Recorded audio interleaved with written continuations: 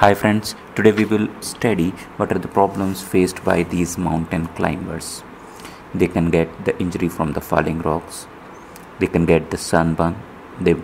are risk of getting struck by the lightning,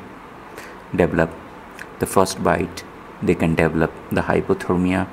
and now I'm going to discuss about some of the problems, the severe problem that they can develop when they ascend at high altitude are the cerebral edema or the pulmonary edema. You can recognize the cerebral edema when a person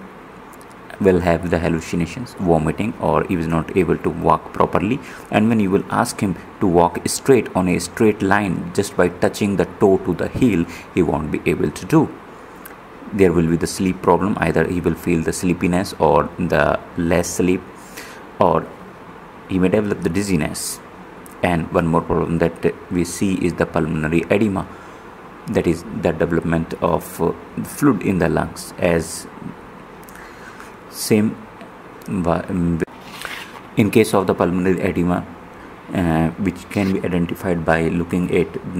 particular person, he will have the breathing problems, he will have some sounds while breathing, he will develop the sinuses, you check the lips or the fingernails that may turn blue, or he will have the persistent cough. So if all these things develop, the thing is that you come to the lower altitude or otherwise,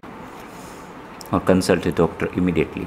Emergency kit for the mountain climbers include the oxygen bag,